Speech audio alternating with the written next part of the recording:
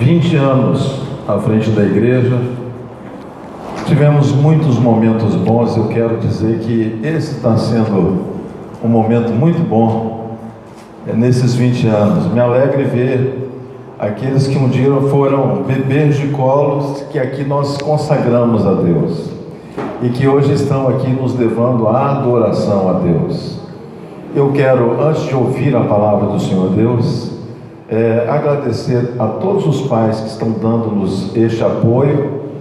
É muito importante. Nós vamos ter muitos eventos daqui para frente com os adolescentes, mas você pai, você mãe, nós precisamos muito do seu apoio e da sua bênção. Então, apoie o seu filho. E eu quero dizer parabéns por você ter vindo até aqui. É muito triste quando um filho ou uma filha não pode ter a companhia do pai. Às vezes é por um motivo de trabalho ou por um motivo de força maior, não pode vir. Mas a maior parte dos pais vieram. Eu quero muito dizer a você muito obrigado. Eu estou aqui emocionado hoje, porque me sentindo pai de muitos meninos aqui, meninos e meninas, né? E os meus filhinhos hoje são homens e estão fora daqui. Mas hoje nós estamos aqui numa reunião que não é um ensaio, não é um treinamento, mas é um culto ao Senhor Deus. Eu quero chamar aqui o pregador desta noite, o nosso irmão Daniel Lemos, que vai estar trazendo para nós a palavra do Senhor. Daniel está conosco desde pequenininho, filho dos irmãos Tony Lemos e irmã Leonor Lemos, e os filhos seguem o exemplo dos pais. Então quero louvar a Deus pela vida dessa família que tem nos abençoado aqui. Tony tem, Senhor Deus, tempos novos, coisas novas, e tudo que vem do céu é novo. Amém. Nós não queremos nos alimentar do maná de ontem, nós queremos o que tens para nós hoje. Antes de tudo, nós abençoamos e consagramos essa nova geração ao Senhor. Que todos os levantes de Satanás caiam por terra, e dessa geração eleita, o Senhor erga dentre eles pastores, pastoras, missionários, evangelistas, músicos, cantores, que venham trazer glória ao nome de Jesus. Agora, quando o Senhor vai nos falar através da Tua palavra, usando Daniel, que o nosso coração esteja preparado para ouvir a Tua palavra, em o nome do Senhor Jesus. Amém e amém. Amém. Podem sentar, meus irmãos. Precisamos tapar o rostinho aqui, tá bom? Obrigado, pastor. Boa noite, irmãos, paz do Senhor.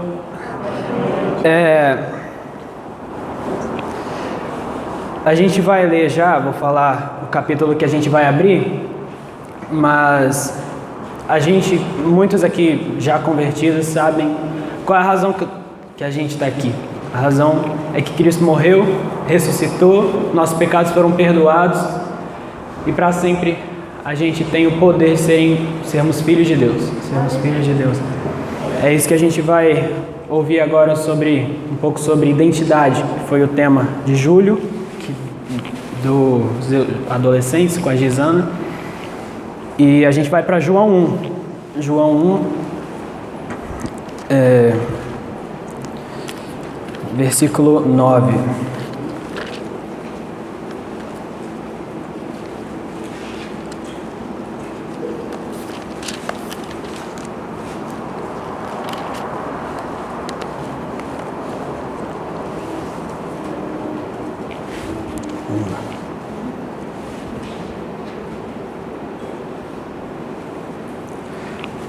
A gente vai ler duas passagens, no caso essa é a primeira.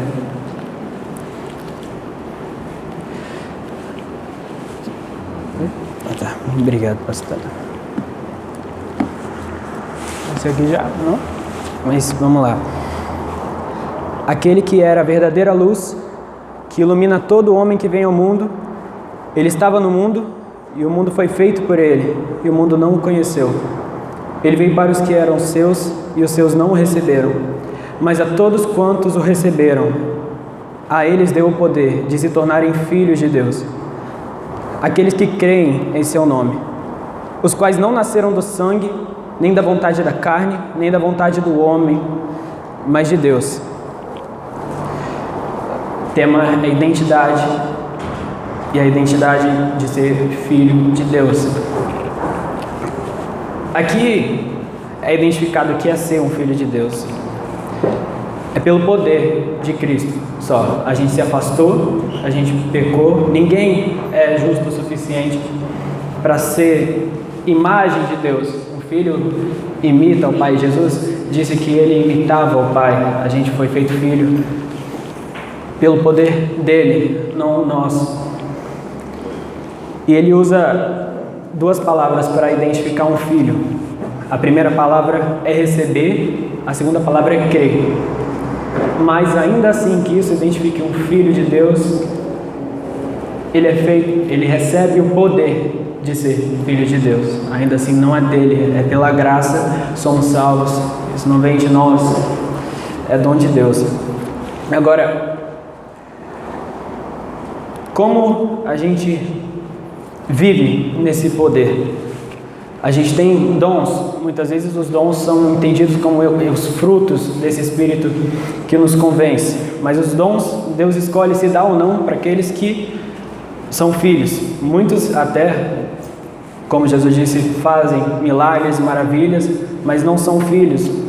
A Bíblia fala dos frutos. E Jesus, em Mateus 16, ele fala um pouco sobre como age alguém que segue ele, alguém que imita, alguém que é como ele, que é um filho de Deus. Mateus 16, verso 21.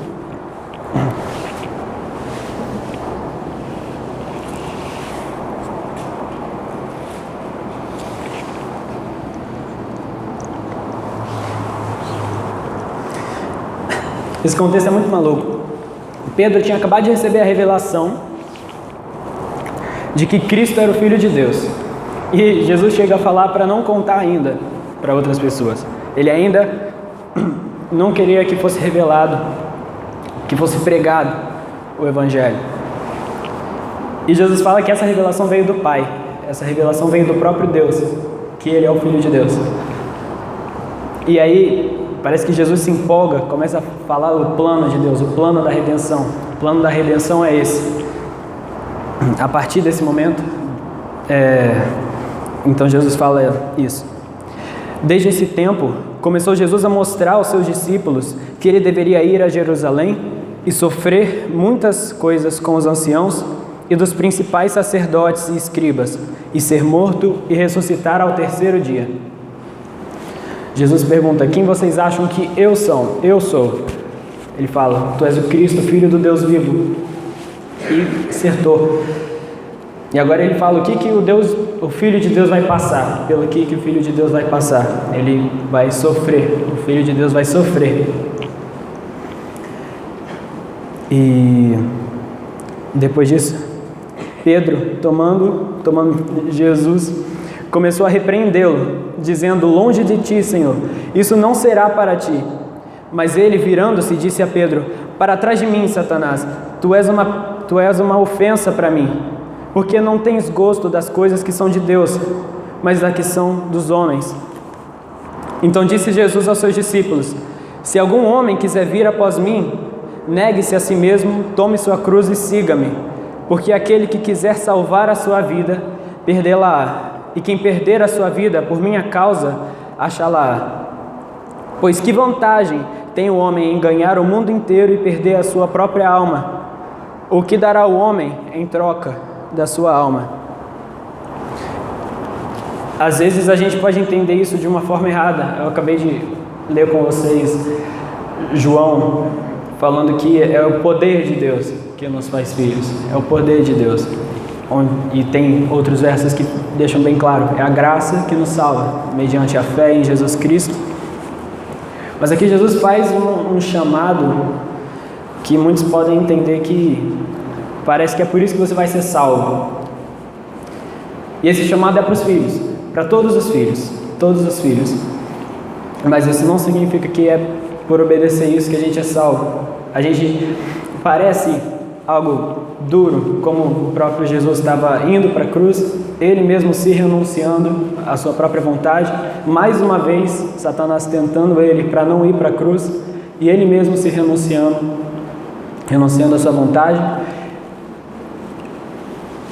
E o interesse do homem, Jesus disse, era que ele não fosse crucificado. Era assim que Satanás tentou ele, tentou Pedro, falando para ele não ser crucificado. Por quê? Porque não tem salvação sem. Se Cristo não morreu, ressuscitou, a nossa pregação, nossa fé é em vão. Então, era isso que o diabo tentou fazer várias vezes com Jesus. Então, se o diabo tentou evitar Jesus de ser crucificado, de sermos salvos por isso, esse chamado não é para a gente ser salvo por ele, não é para a gente ser salvo por tomar nossa cruz e segui-lo, mas isso, assim como crer, assim como o receber, identifica a gente como filho de Deus. Ele foi o primeiro a fazer isso. Jesus, ele nega a si mesmo, nega a tentação, vai à cruz e morre. Ele mesmo, e ele fala quando ele repreende Satanás, ele fala: você não se interessa das coisas de Deus, mas das coisas dos homens. É engraçado que nesse caso, a vontade de Deus para Jesus era um sofrimento, terrível, que ninguém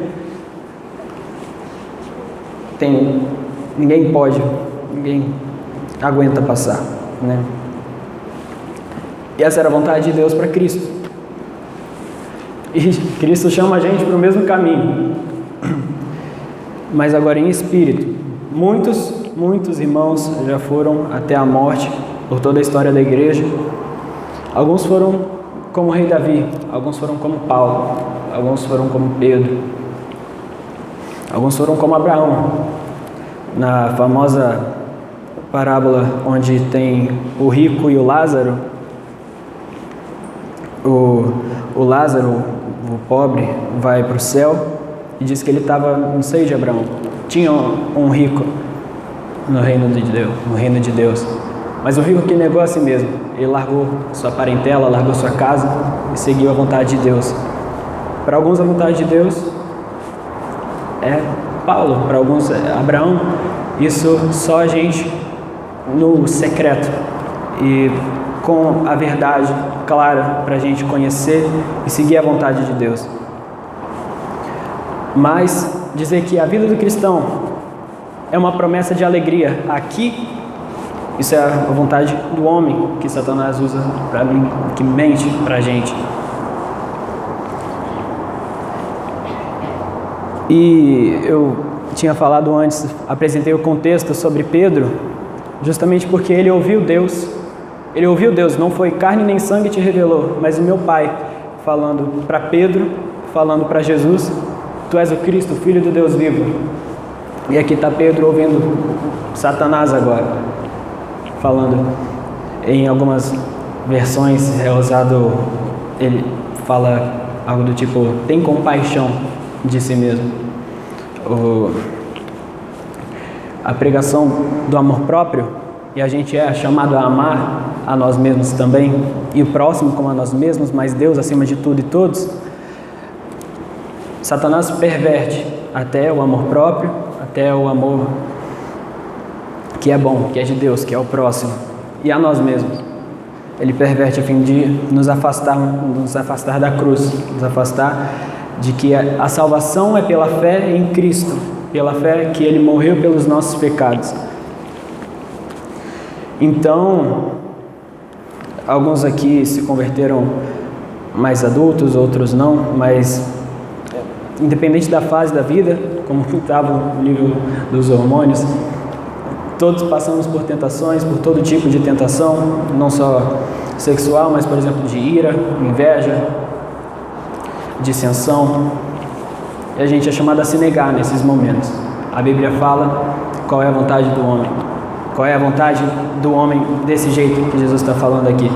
Jesus era homem, fazendo vontade de Deus e querendo que a vontade do Pai fosse feita. Mas a vontade do homem, nesse caso, a vontade carnal do homem caído, era que ele não fosse crucificado. E morrer para si mesmo também inclui deixar Cristo ser crucificado. Morrer para si mesmo inclui não confiar mais em você para ser salvo ou para ter qualquer mérito com Deus. Porque Deus conhece o nosso coração no fundo. No fundo Ele conhece todos os nossos pecados. E é um chamado duro. Mas Cristo foi o primeiro.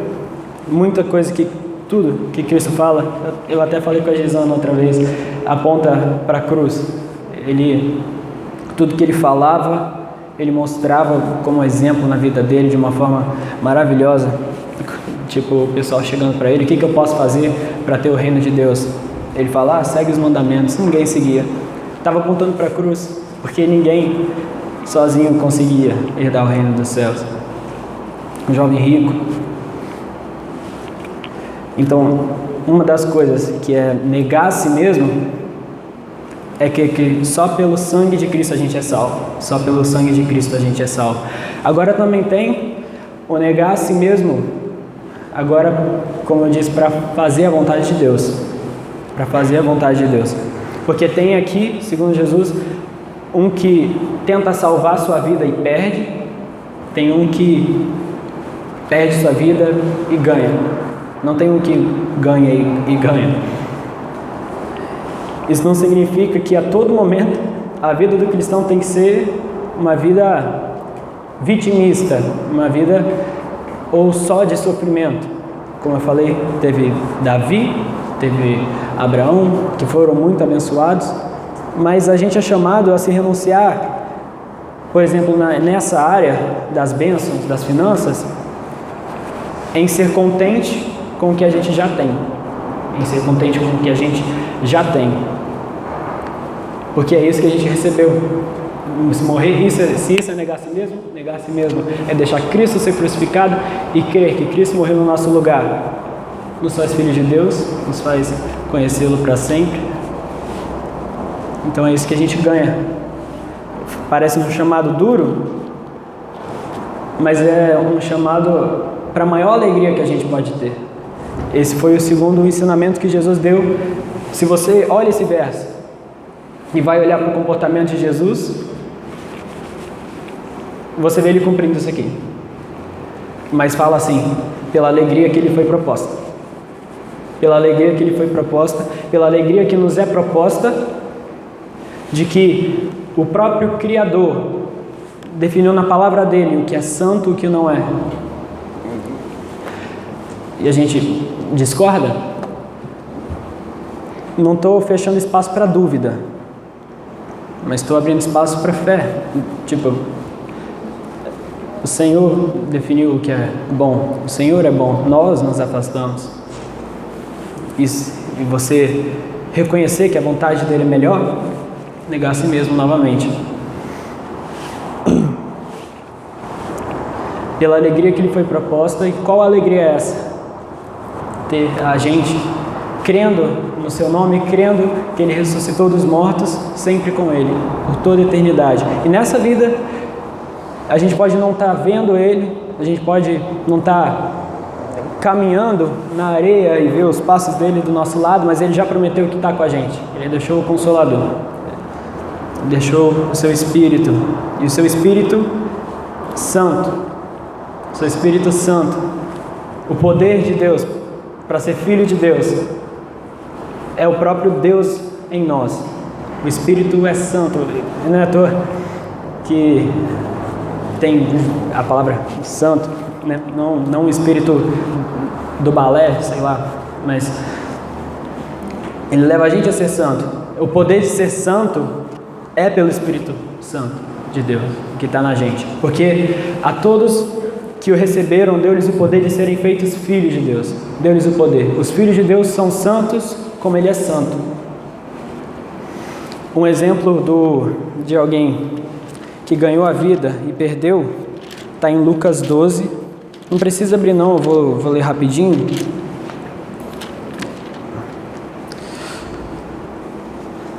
Esse aqui eu não treino não, se eu gaguejar, mas... Cadê? Lucas 12, verso 14. E ele lhe disse: homem... Peraí. Lucas 12, desculpa. Verso 16.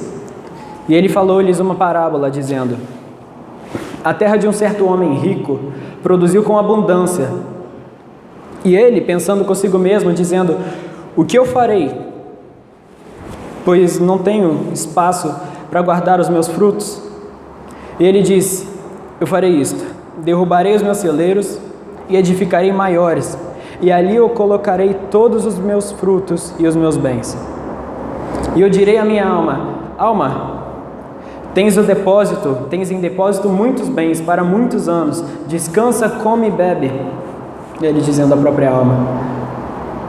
Mas Deus lhe disse: tolo, essa noite te pedirão sua alma, e de que serão estas coisas que tu preparaste?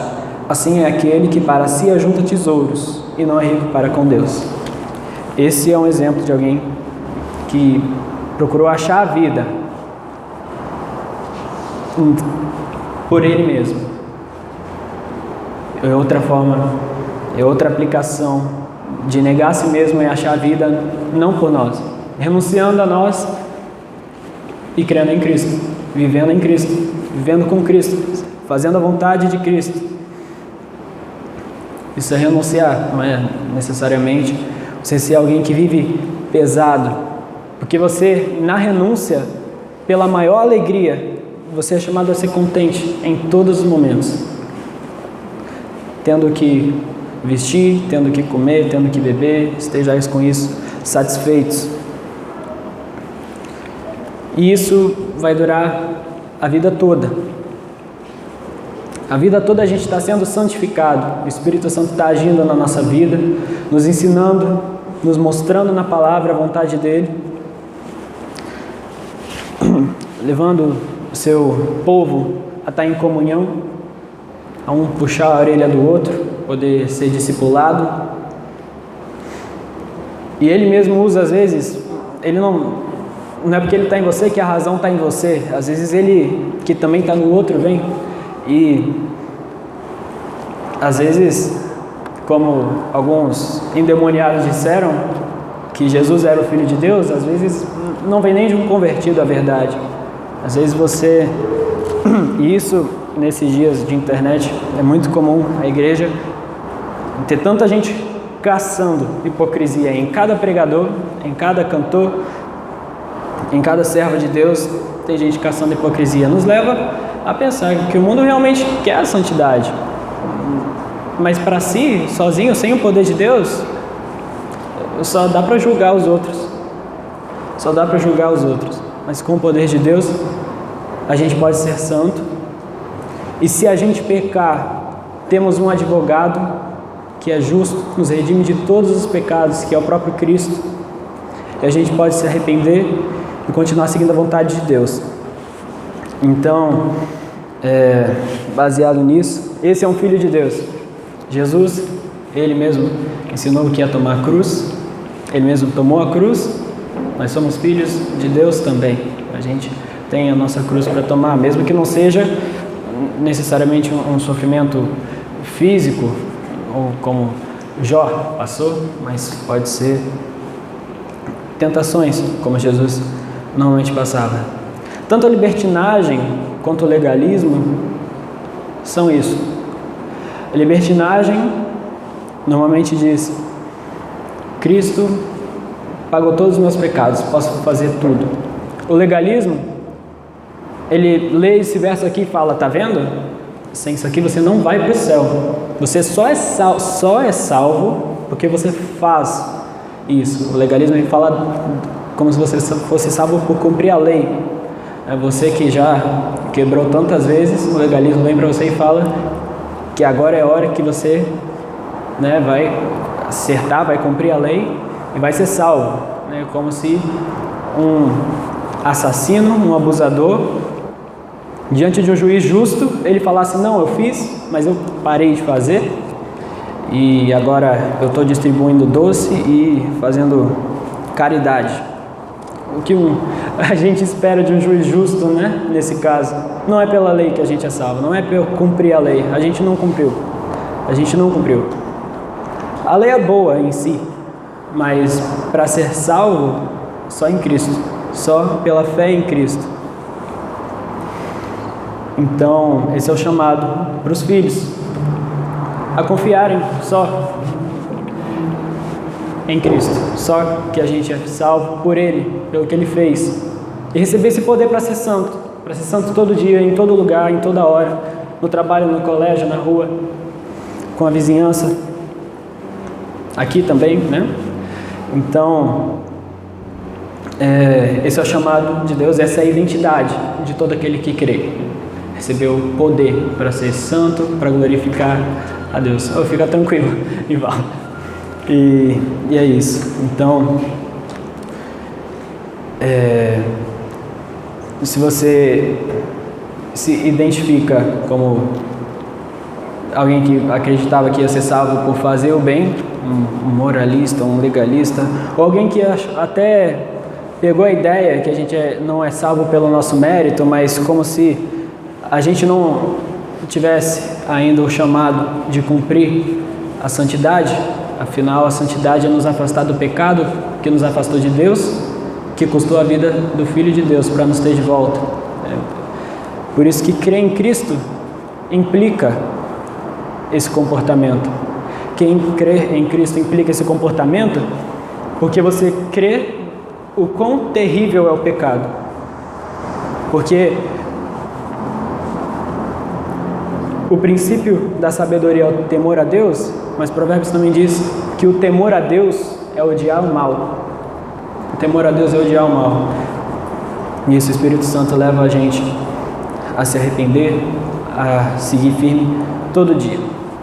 A gente pode estar contente, usufruir de todas as coisas. Esse homem de Lucas 12, ele não entregou nada para Deus, ele tentou se salvar com aquilo e com ele. E só. E mesmo que alguém tente se salvar por outros, como os coríntios, brigando quem era o mais sábio, Paulo, Apolo, sei lá, Platão. Cristo salva, é o que Paulo fala. Eles só foram servos. Platão, eu não sei, mas Apolo e Paulo pregaram o Evangelho. O Evangelho é esse. Pecamos,